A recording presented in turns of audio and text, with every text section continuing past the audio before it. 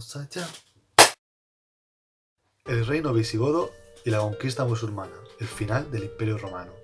A partir del siglo III, el Imperio Romano se fue debilitando.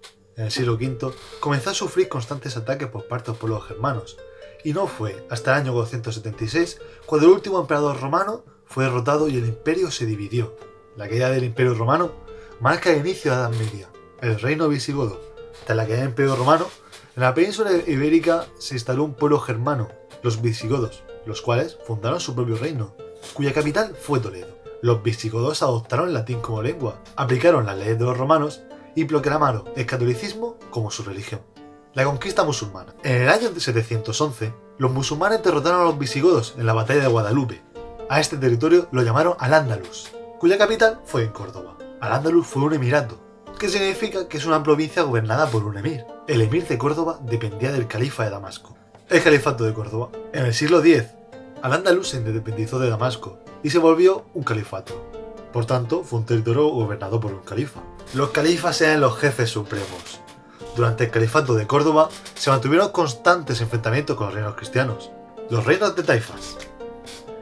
En el siglo XI, el califato se desintegró y el Andalus se dividió en pequeños reinos llamados taifas. En 1212 o 1212 se produjo la batalla de las naves de Tolosas, en la cual se enfrentaron los cristianos y los musulmanes. Los reyes cristianos habían conquistado casi toda el Andalus. Solo se mantuvo un pequeño territorio, el reino nazarí de Granada. La vida y la cultura en Al-Ándalus. La religión, el Islam. El Islam es la religión de los musulmanes. Se originó en la península arábica. Mahoma comenzó a predicar la existencia de un único Dios, Alá. La doctrina de Alá se recoge en el Corán, que es el libro sagrado de los musulmanes. Todo musulmán debe cumplir 5 obligaciones. La primera, reconocer a Alá como su único Dios y a Mahoma como su profeta. La segunda, orar 5 veces al día. 3. Peregrinar a la Meca por lo menos una vez en su vida. 4. Ayunar durante el mes del Ramadán. Y 5. Practicar la limosna. La sociedad. La sociedad de Al-Ándalus está formada por personas de distintas religiones. Los musulmanes, el grupo más poderoso. Los muladíes, cristianos que se volvieron musulmanes. Los mozárabes, cristianos que se mantuvieron siendo cristianos en el territorio musulmán. Y los judíos, que junto a los mozárabes vivían en barrios aparte. El campo y la ciudad. Los musulmanes introdujeron nuevas formas de cultivo. Para regar los campos construyeron norias y acequias. Las ciudades estaban rodeadas de murallas y su gobernador se encontraba en el alcázar. Las calles eran estrechas y sinuosas. En el centro encontramos el zoco o mercado. En todas las ciudades había mezquitas. La cultura y el arte. A partir del siglo X, Al-Ándalus se convirtió en un importantísimo centro cultural. De la época andalusí conservamos muchos rasgos en nuestra cultura, como es el caso de algunas palabras, los números que utilizamos hoy en día, y por último, en la escritura árabe se caracterizaba por el uso de arcos de herradura. Los reinos cristianos. Formación de los reinos cristianos. Los cristianos del norte de la península ofrecieron una gran resistencia a los musulmanes. Lucharon durante casi 8 siglos contra los musulmanes para poder conquistar su territorio. Por eso a este periodo se le conoce como la Reconquista. Con el tiempo, los cristianos se unieron y formaron la Corona de Castilla, la Corona de Aragón, el Reino de Portugal y el Reino de Navarra.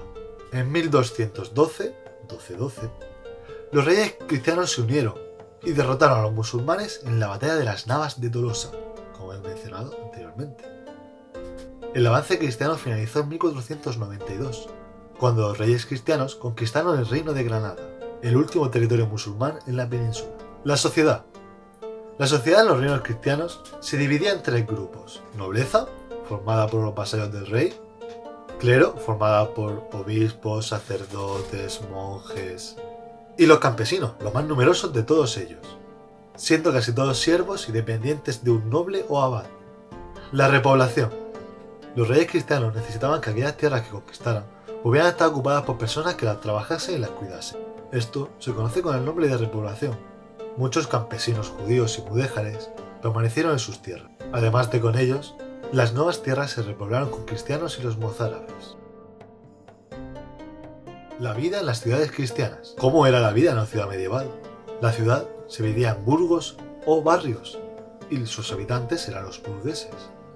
Las ciudades estaban rodeadas de murallas, que además poseían puertas que se cerraban por las noches. Los edificios más destacados eran la catedral, el ayuntamiento, los palacios y un gran espacio abierto donde generalmente estaba la plaza del mercado. Las ciudades estaban gobernadas por un consejo. La artesanía. Muchos de los habitantes de las ciudades medievales eran artesanos. Podrían ser herreros, tejedores, carpinteros. Los artesanos trabajaban en talleres. Aquellos que se dedicaban a un mismo oficio vivían en una misma calle. Además, los artesanos con un mismo oficio se agrupaban en gremios, los cuales se dividían en aprendices, oficiales y maestros. El comercio.